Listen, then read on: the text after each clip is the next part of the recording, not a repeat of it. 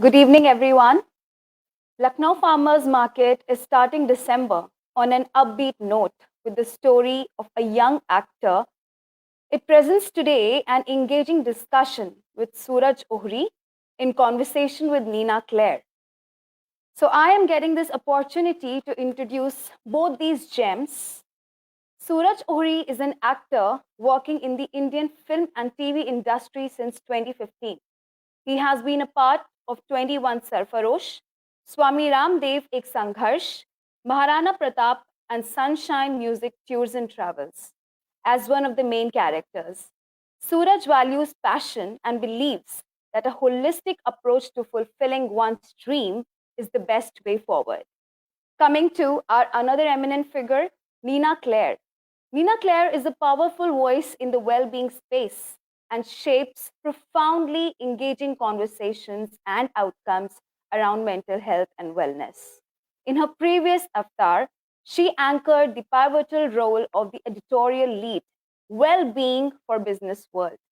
Since then, her experience in the well being space has grown to include content curation, speaking opportunities, and event production. She is also the key contributor for the Deepak Chopra's film, The Mindfulness Movement, by virtue of being an initial supporter. Her mental health journey drives her advocacy for the cause and has led to her own platform, Pursuit of Balance with Nina Claire, where she is creating content on all aspects of well being. I invite you both to this great platform. Welcome you both.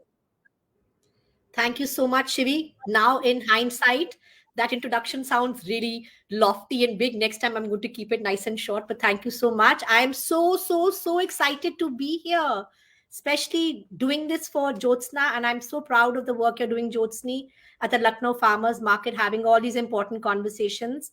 And Suraj, after our introductory meeting, you have my heart. You completely have my heart. It's so wonderful to meet somebody who's so in touch with themselves. So I'm super excited to be having this conversation with you now. And if you could unmute yourself, we're going to jump right in. Yeah, I think it's good to go, right? Yeah. Lovely. How are you Superb, today, man. Suraj? I'm good. Yeah, I'm good. I'm just enjoying my coffee and just looking forward to this chat. It's been a wonderful day. How are you? I'm very well. I was curious to know what you're drinking. I was like, is that coffee? He's rather gutsy because if I have coffee after tea, Suraj, I'm bouncing off the walls till 6 in the morning. What? It does. Really? It doesn't disrupt your sleep. No, it doesn't. I mean, I have two coffees a day.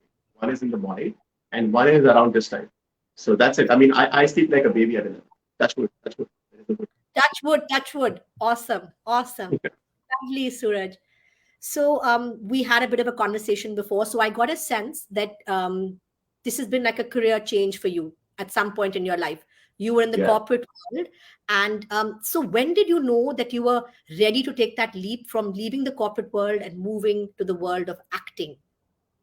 I think I would say corporate world. I was in luxury retail, which is All right. so I was. This was 2000, and I worked there for like 4 years. And Mhm. I mean, I always knew I wanted to be an actor, but I was just a very dull kid in school. You know, I was just in love with cinema. I did not take part in any extracurricular activities. I was just obsessed with my hair. That's what I was obsessed with. That's it, right? Like Elvis. But I think for me, it really began when I joined theater, Arvind God Theater Workshop. And I was Mhm. not good at anything, but when I picked up a script, I did feel kind of that I'm good at this. I was always like taking initiative. But then I think at 23, 24, I just wanted to be financially independent. So I took up a job, which is coming back to luxury retail slash corporate. And I worked there for 4 years. But at the back of my mind, I knew that this is it. I mean, there was a lot of interest in it since I was a kid. And then I did some theater and I knew that I'm good at it. But I am now getting used to the money coming into my account every month. And I like it, but I'm unhappy. So I was in that confused state of mind, which a lot of people are, for like 4 years. And then I don't know, yeah, I think for me, this might sound dark, but this is 2013 end. My grandmother died, my dad's mother, but she was suffering. You know, she was really suffering. So it's a point where you see your close one suffering. You're like, yeah, the suffering should end. So, but when she passed away, I think in a very mature mind at 27, 28, when you see the last rites being done, I think I was very observant. I was like a sponge at that time. And I remember when I just saw burned, and I just realized a very beautiful truth called the mortality of life. In that moment, having that confused state for 40 years and not being able to take that leap of faith, that moment reinforced the mortality of life. And I, in that moment, realized that, I'm also going to die someday. Why am I doing something that I do not even like? Forget about love. So I kind of, at that point, had a shift. And then there is this movie called The Secret Life of Walter Mitty, which is directed and enacted by Ben Stiller, which was a game changer for me because after that experience, I saw this movie. And this movie is all about taking a leap of faith. If anyone has not seen it, they should. And the amalgamation of both those things, I went back to my work. I did not have the most fancy boss, which also added to that. And I just realized that I need to quit. So I gave myself a month and I resigned. And as soon as I resigned, I joined Barry John's acting studio, the full-time acting course in Delhi. As soon as that got over, I came to Bombay in 2015. I love hearing people's stories, Suraj. So two things stuck out to me. One is that you Yeah, mentioned that you were a dull child. So there's always yeah, hope. And I have to say, I don't have a absolutely. cookie. Like I don't have a cookie cutter resume. I pretty much done whatever I wanted to, been an escapist, studied my entire life, and Yeah, started working very late in my life. But here I am, okay, and I'm super happy, right? And I'm looking at you. absolutely. You're right as well. Yeah, And yeah, absolutely. so here we are. And another Yeah. thing that I think is very beautiful, what you spoke about, is mortality factor. I don't know. Have you ever done a death meditation, Suraj? Yeah, I have, I think death has very deeply affected me. I haven't done that. It sounds dark, but it sounds liberating. Tell me about it. So because of the work I was doing, I managed to meet like some of the Yeah, pioneers in the well-being space. So yeah, there's somebody who guided me, two people who, in fact, in the last 5 years, who guided me through death meditation. So essentially it's done step by step. But when you go through that meditation, initially you're like, I'm not feeling anything, your eyes are shut, you're being guided, imagine you're really sick. And then step by step what would happen, and then you're looking at your body from the outside, then you're being taken to your last rites, then you're being buried into the ground. When you and then really, it's dark, it's really dark, and then it you is. imagine. Surya, that's the time, and I'll definitely share that link with you, of the person who I'm very fond of, who put me through this journey. That when you Yeah. start, you're dead. Okay, you Oh, imagine that you're dead, right? And that what were all the things that you wish you would have done. So you reflect on what was right and what was wrong in your life. You come out, and it's happened to me many times. I'm a crybaby in any case, but I'm like, my face is wet. I'm like tears streaming down my face. So yeah. death can be facing your own I mortality. love that. Yeah, yeah, yeah. That's very deep. I would love to try that someday um, because I love meditation.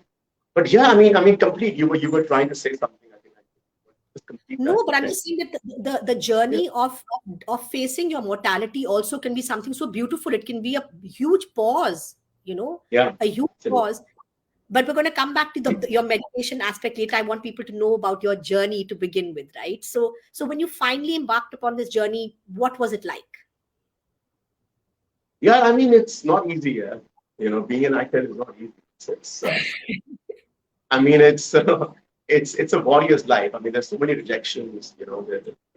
There's so much instability, and then you have to be stubborn.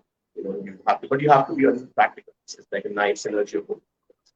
But it's taught me a lot, and I really feel that I love this saying. That, and I said that an actor has to be a warrior. So it's like there is a thin line that separates a fighter from a warrior. A Mm-hmm. fighter fights to live, Uh-huh. but the warrior lives to fight. So I think when an actor or any person starts embracing the fight, because you are inevitably going to be punched every day by day. So you Mm-hmm. have to have this sadistic kind of an embracing attitude towards the fight. You need to love it. So I think I've always had that. I would be very honest that I kind of, it's not been easy for any actor, it's not been easy for me, but it's taught a lot. I think for me, going through those rejections, that waiting time, I think you just learn it all about yourself. develop wisdom automatically. So I'm just so happy that I took that leap.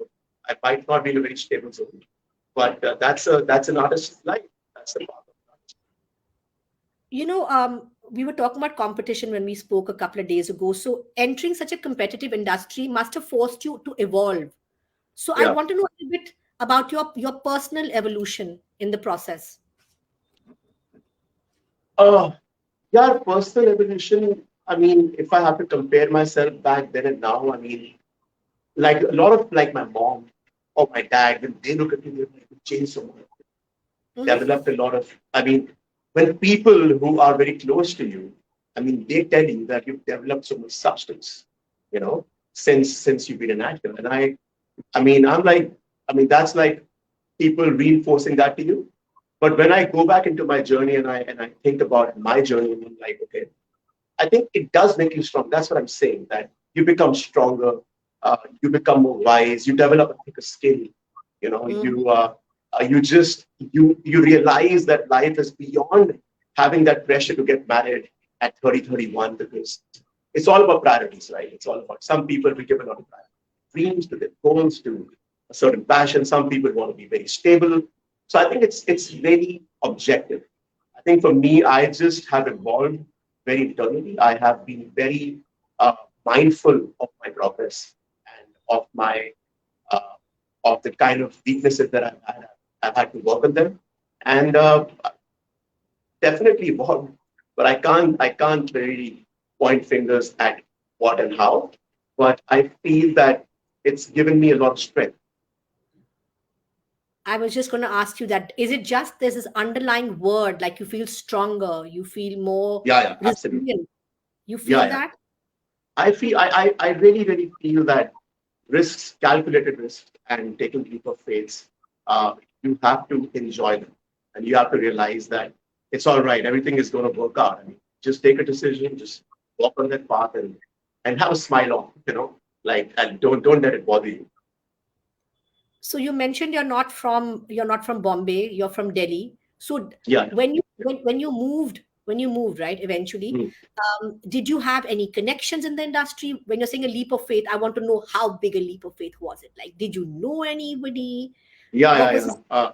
this? So for me, that was kind of a, I mean, it was kind of like my grandmom, my nan, right? She Uh-huh. is an actor. She came in Vicky Donor and she's a senior actor. And I kind of took that, I kind of had that in my mind that it's going to help, that's here. But she's been always in Delhi, right? She's never lived in Bombay. And I remember that, I was like, it's going to help. And my mom was very honest. She was like, don't keep that in your mind. And I didn't have anything like this that I'm going to go and I was like, if I get some connections, if I get some leverage, then why not? Let's be honest, right? But Absolutely.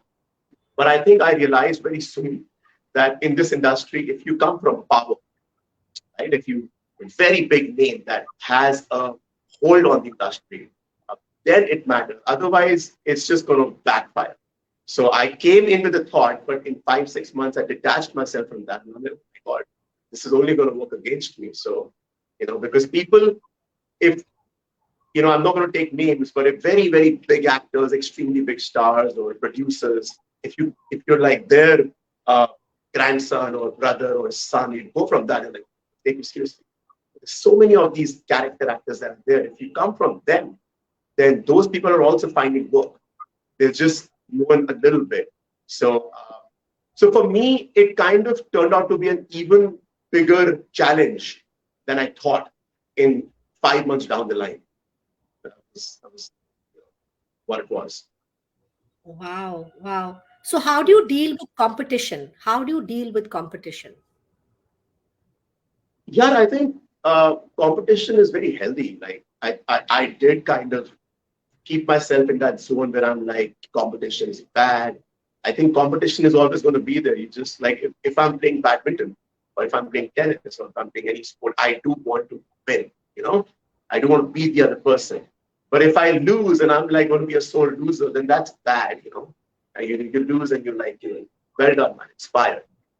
I love your game. Mhm. And I guess there's so much competition in this industry.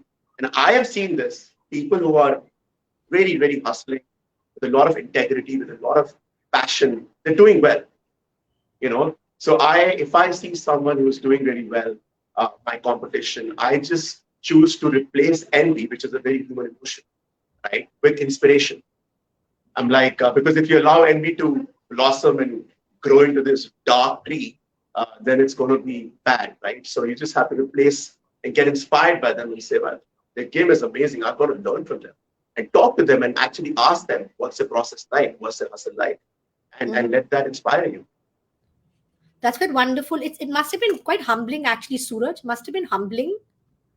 In what And way? must, Like the no, competition? at every level, it must be very humbling when you feel that you're up against somebody, and if you don't get that role, do you know what Yeah. I'm saying? It must be very humbling. It keeps you grounded, do you feel? I personally feel that, like I'm in that state where I've kind of synergized the whole philosophies of manifestation, hard work, like law of attraction with timing of life, with a certain placement of just being at the right place at the right time. And whatever is meant for a person, it will happen. So if some character went to me, it was mine. If some character went to somebody else, it was his or hers. And more power to them, and uh, I think losses are always fun. I mean, that's where you learn the most. So I embrace them. I don't want a lot of them, but I embrace them. So you believe in destiny? I believe you write your own destiny. I just believe that in our industry, it's so, everything is so subjective, that you can just control working on your craft, having a good mind, and not being too desperate, but being in touch with the right people, and then just surrendering. Because if you kind of chase too hard, if you want to be like too aggressive, and I mean, it might land you in a dark zone. So I think I don't believe in destiny, yet I do. I think there is a synergy of both the things. Surrendering is beautiful to something more powerful and having belief that it will work out. Suraj, I think what you said is not only Yeah. applicable to the film industry, or work. Holistically, universally. Yeah. Absolutely. I mean, that's a really Yeah. big nugget right there, because I think surrendering, even in personal relationships, even if you're dating, right? If you start chasing somebody nonstop, Different it's not ball going to game. happen. Yes, not gonna. Absolutely. It's not going to Bad. happen. So, yeah, so you do what you got to do, and then you wait and watch and see whatever's meant to happen. Actually, it's a great conversation. I was having this talk with a friend, caught up with her after a long time, and I'm like, we were discussing sun signs and all that jazz. And I was like, I'm a Pisces, and I can never chase them, and I've never chased them.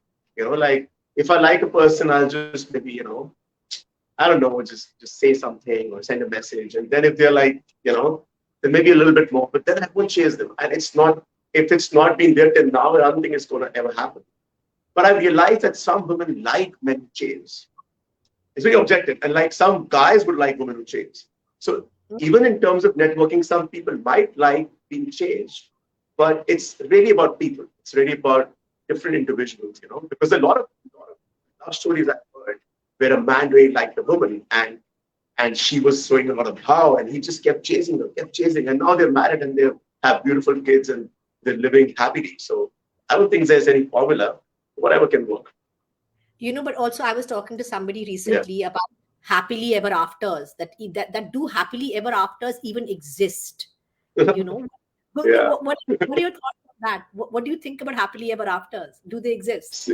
See, they do, yeah. If I'm going to look at all the divorces happening, all the dark things that are taking place, I'm going to invite that into my life.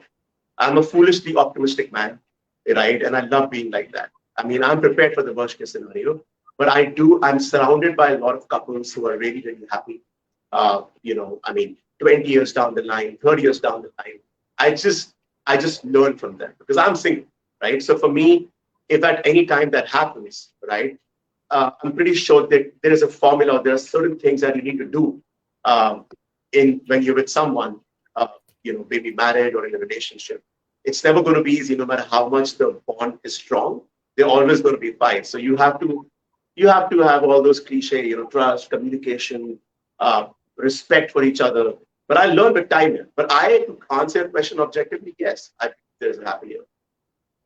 You do. How lovely. Yeah, But yeah. I want to know, so now people know who you are. I mean, you're somebody who's well known. How has that changed your personal life? How has that changed the dating world? I need to know, like, how No. has that Okay, for enhanced? starters, I'm very realistic in life. Okay, I'm not very well. I do have belief that I will be very non-arrogant, subtle confidence. If I'm not going to believe that I'm going to reach there, then how am I going to reach there, right? But to be very honest, it's been 5, 6 years as an actor. I've done some stuff, and sometimes the person, "यहाँ पर आए थे ना, आपको देखा है मैंने." It's like that. It's not like I'm this celebrity or star, right? In my mind, in a very nonchalant way, I'm very content, right? And I feel I'll be like this even when things happen. But realistically speaking, in the material world, there's some parts, there's some more roads to go till I reach there. So in terms of dating, yeah, I mean, I don't know, yeah. I'm not chasing anything right now, right? I'm not chasing that. I'm chasing in a very subtle, aligned way work. Yeah. Wow. Um, this fascinates me because I Yeah. notice that relational dynamics change when you start achieving some level of success. It does happen, not only to you personally, but Absolutely. also people approach you changes. Because I've been on Bumble and Tinder back in the day, and Me good too. lord, Yeah. It's and good fun. lord, It's yeah, fun. it is. But then, Suraj, I realized that I in the beginning of the lockdown, I used it and it was very entertaining. And then it got to a point where I was just like, oh my God, this is just like, it's getting too boring. But it's entertainment, definitely. But you meet all sorts of people, right? But yeah, coming back to like your journey, right? Yeah, yes, go ahead. Just a point. My brother, Uh-huh. like he got married through Bumble. A very very good friend of mine, very good friend. Him and his wife, they met through Tinder. They got married. So I believe that, like I've heard that even Shaadi.com is like a Tinder. So if you come with a certain kind of perspective to find a better half, and if you find a person who's in the same realm and you connect, you get along well. It's just a medium or a catalyst for two. So a lot of people are having blossoming relationships. But yes, it has got that frivolous energy to it too, like that, everything. that that's what I experienced. But I have to say, Yeah, sort of referring to what you said about surrender. So I got off Bumble. yeah, And the guy yeah, that I'm dating today, I yeah. met him on Clubhouse, where you don't even see somebody's face. So, I heard him.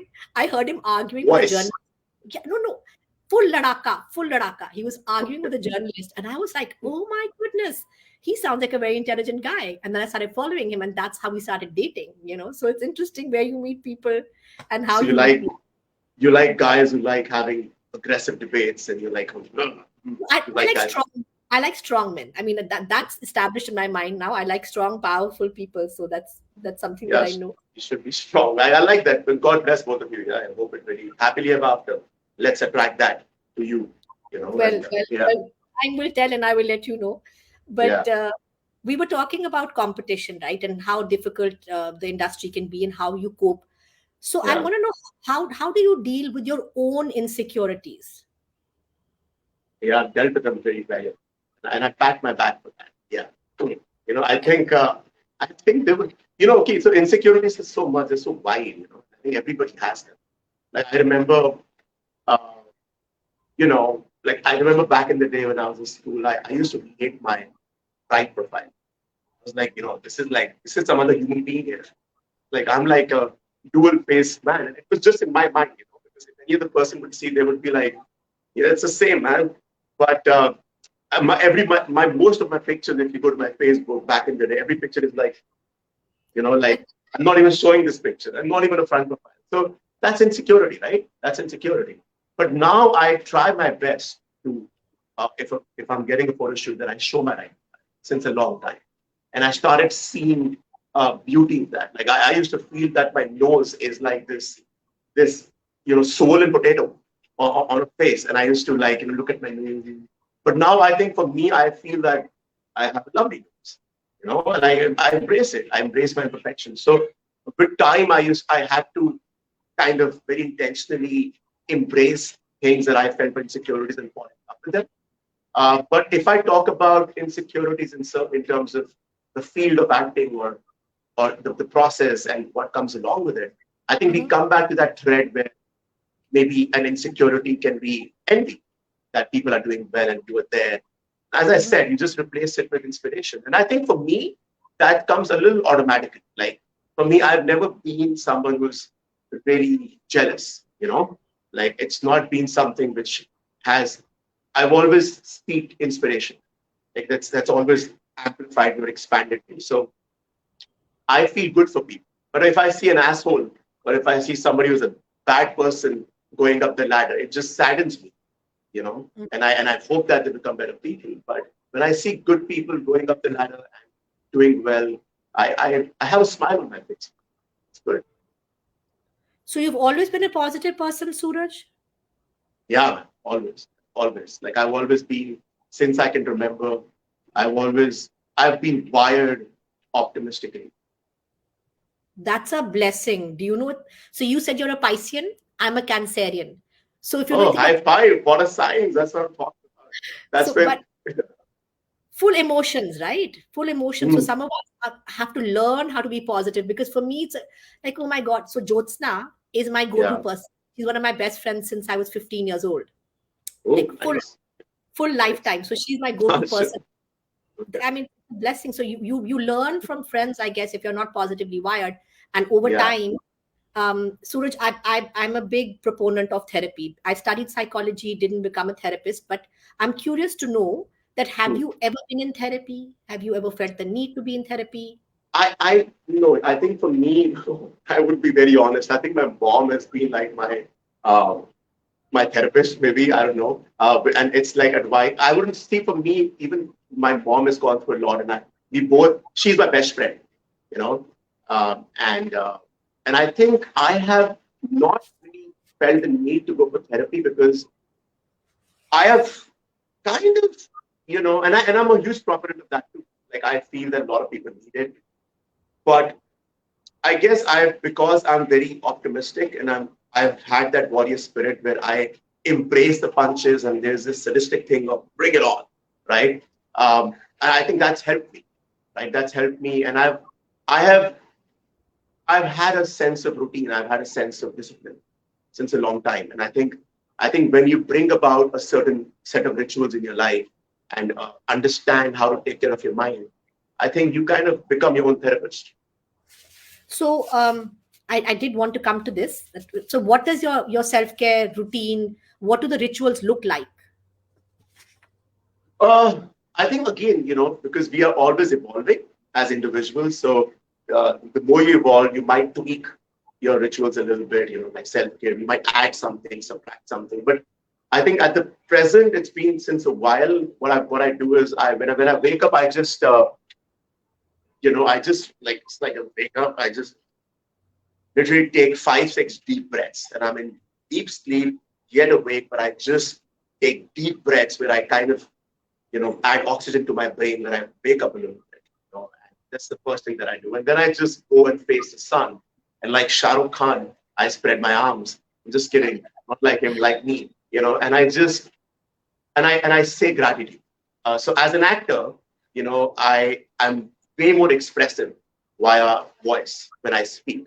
That's where I'm always sending voice notes to people. I don't like texting. So when I say my gratitude, I have to feel it. Because if I'm going to just wake up, I'm going to say, very grateful for it doesn't really matter. So that's why I breathe and I have to feel what I say. I have to emote it. I have to really feel it. So when I do say 5, 6 things that really I'm grateful for, it just wires me and makes me happy, and I'm very grateful. I'm very grateful, right? And then I just brush my teeth and I make this, jeera tea. Like I pour some jeera in water, boil that with some elaichi and long, and I sit across my window, and I just do some breathing exercises, like a mixture of Wim Hof and pranayama. That's a talk for today. And as soon as I finish that, I go into meditation.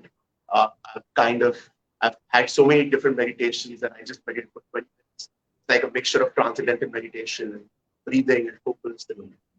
And as soon as I do that, the best part comes when I make some coffee for myself and I just write down whatever I feel at that moment, whatever is going on in my mind. I just bring that on paper via pen. And after that, I just get ready and go and work out. When I come back, I have a nice meal and then I'm prepared for the day. Oh, that is wonderful.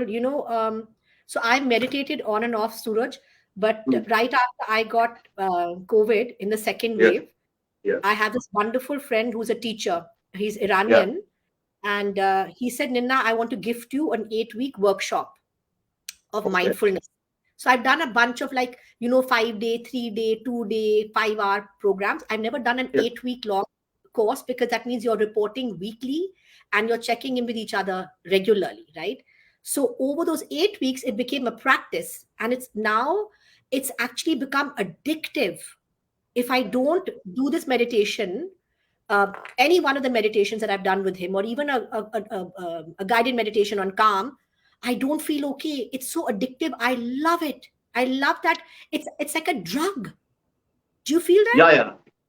I mean, it is. I mean, I don't want to go into neuroscience because I kind of took a passion towards studying the brain, and I realized why it does meditation work. It just kind of uh, tweaks serotonin, which is the feel good hormone. I mean, when people are depressed, serotonin goes down in the brain, right? So they are given SSRIs, antidepressants are basically containing serotonin to spike that. In meditation, I mean, if any of you read, there are fMRI machines, frontal magnetic radiation imaging, where they actually see when you're meditating, right? When you the prefrontal cortex, it's firing, and serotonin is naturally spiking. So when you get out of meditation, if it's the right way, you feel good because that drug, which is serotonin, which is in the body, it's spiked. So you feel happy. So when I understood these neurochemicals and how to kind of maneuver through them, it was kind of a game changer. Wow. I think we can have a whole conversation on this Yeah, topic. yeah, But yeah. It's there's so good. much more I want to ask you. Yeah, Like I mentioned to you, this theater actor, Vidushi Mehra, I'd yeah. interviewed her, I think last year or earlier this year, and she was talking Okay. about the tools of acting and how it can help you just even as a human being. So hearing you talk about, Yeah, gratitude, journaling. So she was talking about how as an actor you have to, you learn empathy, and we were talking about yeah, the Kaminsky method the other day. yeah, yeah. So do you feel that? Do you feel that when you're embodying another person's role or whatever, do you feel that it's taught you empathy and compassion I somewhere? Yeah, I think you would kind of relate to this being a water sign in astrology, right? Mhm. Water signs are naturally having empathy because we're very emotional. Anybody who's very emotional and very sensitive, you're going to have some compassion and you're going to have some empathy. Some people are born empaths, right? So I have never had that problem. Like I would cry like since I was a kid.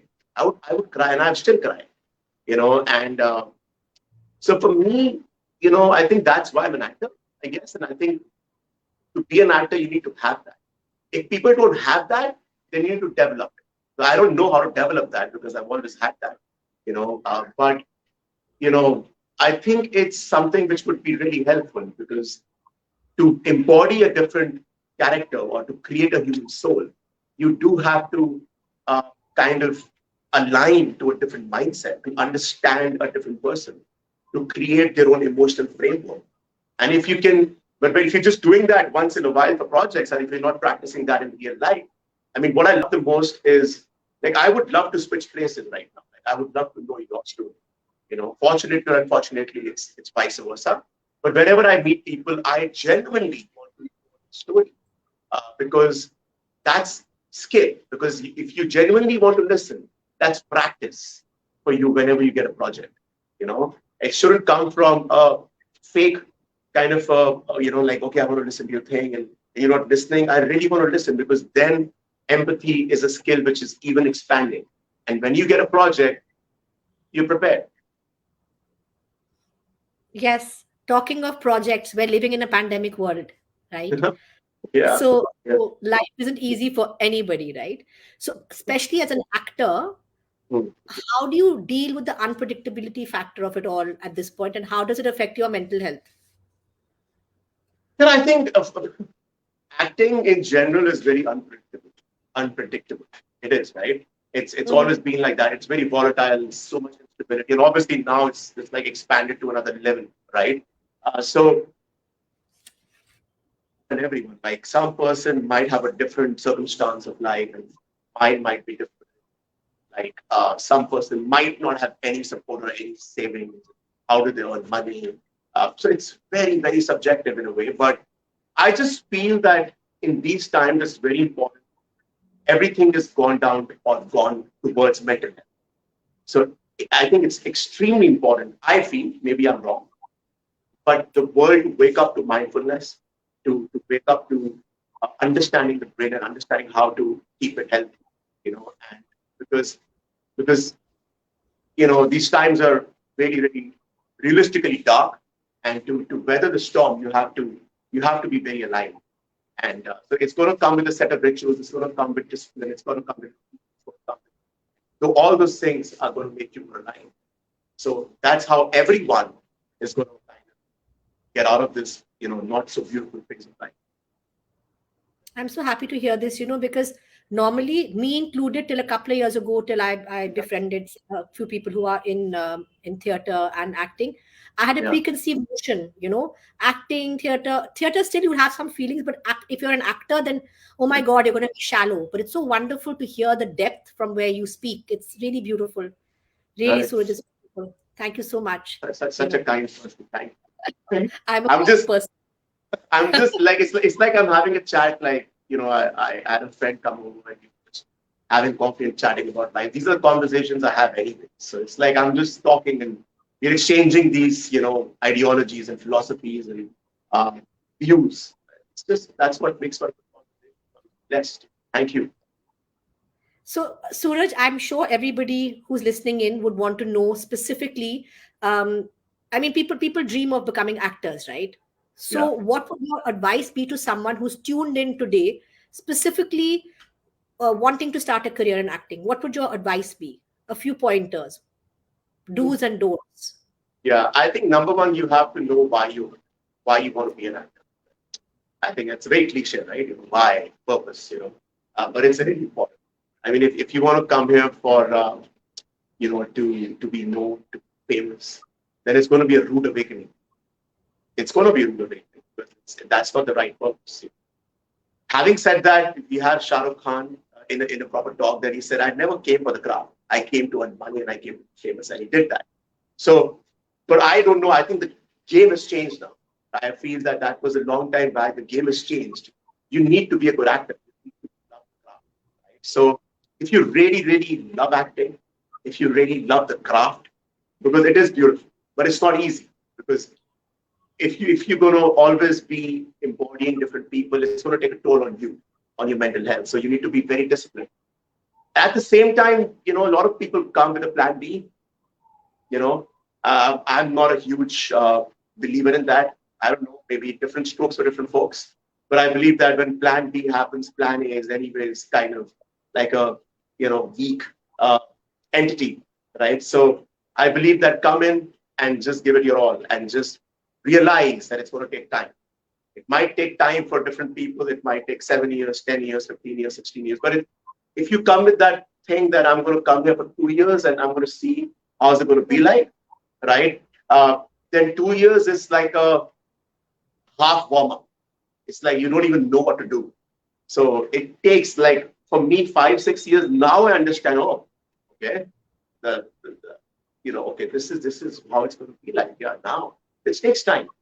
So come with like a certain amount of preparation. Also come a little prepared as an actor. The auditions are going to spread and you're going to be perceived a certain way. So it's going to be better to do some theater. To even if you do not like theater, do scene work. Create scenes and record yourself. See yourself. Be prepared to come to Bombay because Bombay is a beast. Wow. Yeah, and Wow. it's like you're playing a video game, right? You're playing a video game and there's a stage when you're fighting with the beast and you need to be prepared for that. You need to enjoy it. So that's why I said you got to be a warrior. Is the light Wonderful. fine? I think because it's the sunset now. There is no No, light in the house. Maybe I'm going to be this dark entity, right? So not at all. Perfect, perfect, I'm, perfect. yeah. So you mentioned the word craft a few times. So how do you synergize your craft with your mental health? Is there something in specific you do? I think, uh, how do I synergize my craft with my mental health? I think they both are inevitably interconnected. I feel that if you are going to be not so aligned and your mental health is not fine, and you might be a great actor, you might be killing it in the scenes, but I think it's really about, like, a lot of people are chasing success, and I meet a lot of people who are very well established, and when you talk to them, it's so easy to see that there is high level of anxiety, right? Mhm. So if you're chasing success, only the materialistic success, it's going to backfire at a certain time. But if you're chasing fulfillment, right, of a certain kind, then I think it's way more healthy, right? It might take more time, but you're not gonna run out of the fuel. Your mental health is gonna be fine. You're gonna enjoy the money coming in. You're gonna enjoy the success, and you're gonna be, as they say, lambi race ka ghoda, or ghodi, like, sorry, like female horse, male horse. So yeah, yeah. Yes. Um, Sorry. but but tell me something in terms of Yeah, acting taking a toll. yeah, Was there any role that it took you a while to get out of it after yeah, embodying it? Was there yeah. any such role? Yeah, so I wouldn't say that I have a, like, I've done this, I've done that. And even if I have, I won't speak like that. Uh, but, there was this role that I did with Swami Ramdev Sangharsh, which was on Netflix for a while. And I was one of the main characters in that. And his character was based, his name was Govind. And this, like, Ramdev, who kind of leaves his house. It's a young Ramdev, and then he comes to this Gurukul, and there is this guy who is me, who's like his guru, but he's like an angry young man, literally, because this was the emergency time in 1970, early 70s, and people were being attacked, and it was just very chaotic, right? So it's like him fighting against the system. So he just worked out of impulse, out of darkness, out of rage, out of anger. So I had to go deep in, and I did, and I did create him with a lot of passion, integrity. And I think I learned from that, and I realized that it took me because even after the assignment was over, I used to have spurts of anger, you know. So for me, I was like, it carried on. So I felt that, and I'm like, man, this is kind of a little dark. Why am I losing my temper like this? Why am I being so impulsive? I'm not like that. I mean, everybody gets angry, like a lot of people. It's very human. Anger is very human. But if it's coming a little bit too frequently, if you're being too impulsive, then I felt those qualities of Govind being embodied by me even after it. So I had to kind of just take a chill pill and work and, kind of journal and write and my meditation, detach myself. So you worked on yourself You all actively. have to. Yeah, Yeah, everybody yeah, has yeah. to. If you're going to have a dark character that you do, and if you're going to do it with a lot of emotions, and you're going to understand that emotional world and create a past, future, present, then it's going to be there with you for a while. It's human emotions. It's the brain. You've been living that. So you have to know how to get out of it. You know, actually, I think early this year, somebody from Netflix Yeah, reached out to me, and they were yeah, talking about creating programs for the yeah, cast and the crew who were dealing with difficult subjects. I don't know if it took off or not, but we had this conversation because imagine you're looking at rape, you're looking at wars, you're looking at so many themes when you're acting, right? So I thought it yeah. was a fabulous idea. I don't know if it took off or not, but we did have this conversation. That's amazing. That's an amazing initiative. Yeah, because it's Yeah. needed. Yes. So I think I'm gonna hit him up again and see whether Yeah, it yeah, took yeah. off. Yeah, we'll be Uh, in touch on that because that's going to be amazing. Game changer. yes, absolutely. So we do have a question from the audience, but before I ask you the audience question, Yeah, we're talking about dark, right? I want to yeah. ask you, um, what what how do you actually stay soft or light as a human being? You said Oh, meditation, journaling, all of that. How do you stay soft? Is there a motto that you follow to stay soft or light? I think I've always been defined, like a lot of people tell me, like my mom is always, you're like a coconut. Like you've got Mhm. that hard exterior, but inside I would like, I've had so many heartbreaks, cried. So I've inevitably been a very soft human being. Like I've been a very naive boy, and I've had to, like, my dad would be like, don't be like this, like people come to the home and they fool you and they take all this money because you are so naive.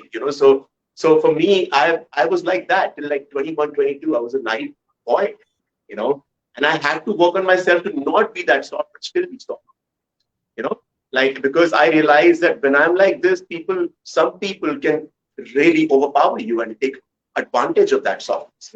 So I think being too soft doesn't work. Obviously, you don't have to become a hard, like a kind of a asshole, but you cannot be too soft in this world. You have to have that empathy. You have to have that kind heart, but also know where to be there, because you can be taken for a ride otherwise.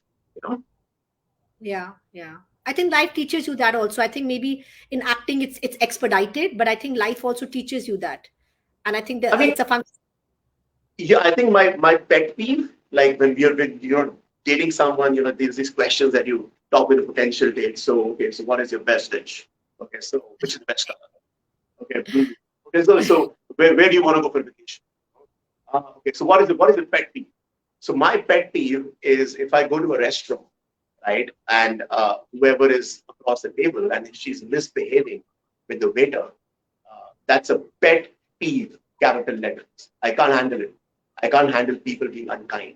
So for me, I just feel, why, man? Everybody is, a human being. So for me, I am wild again. I have all these tendencies. So I've had to develop a certain focus. I've had to develop. I used to stammer in schools. I had to develop all those things. I had to develop focus. I had to develop having a vision, having the process, having routines, having discipline. Uh, I had to develop all those things. But the things that you're talking about, being soft, being optimistic, they've been something which I've always had, and too much of that is not good. So I've had to kind of balance myself, because the real world out there, uh, they're sharks, realistically True. speaking. So you have to Absolutely. learn how to maneuver through them. Yeah. Lovely. So I think this question from the audience has been Very partially common answered. question. Yeah. What's the message to aspiring actors? I mean, is there Okay. something else? Yeah. Yeah. I think that's what I think I said that right. Just Yeah, yeah, come yeah. in. Yeah, come in with a lot of preparation. Come in being prepared. Come in being prepared that it's not going to be easy. Let me also be a little bit, uh, not soft by saying that it's going to be hard. But you have to learn how to enjoy. You have to embrace it. You have to embrace that challenge and find a way to win. And also realize that it's a real craft. So you have to work on it and come prepared. You're not going to be a Marlon Brando when you come, but you have to kind of know the process, the functioning, and just understand acting to a certain extent. Super. And before we wrap up, I could keep asking you questions till the cows come home. But in the interest of time, I'm going to ask you a question that the audience, somebody shared. That Yeah. Sooraj, dear, what vegetarian proteins do you use as replacement for animal protein and why? Are you vegetarian? Yeah, I've always been having egg bites. Yeah, like I love deep down inside I'm a vegetarian. I love Mhm. rajma chawal. Love vegetarian. But Uh-huh. I love, for me, eggs and fish is medicine. Like it's Ah, medicine. Like have to, after a workout, I have to have these 4 pieces of fish and these 6 egg whites, and just kind of feel better after that. But to answer his question, I don't know, like I'm not a dietitian in that way, so I can't answer that. I can just say that yeah, I'm not a vegetarian. If I was, then I would have been able to answer this very fluently. So apologies, forgive me. sorry, Mr. Tomar, we're not able to help you at this point. But Yeah, thank you so much for joining, Suraj. This has been such a wonderful conversation. I've enjoyed myself and so much. it's amazing. We need to be in touch, Nina, and I kind of just the Netflix thing in your love life, yeah, happily ever after, you know. Well, I So will let I will let you know. But thank you yeah, so much, and thank you to the audience for joining in. And I hope thank you you. all have a wonderful evening and great end of the year. Great Thank end of you. the year. Take care, all of you. See you. Bye. See you. Bye.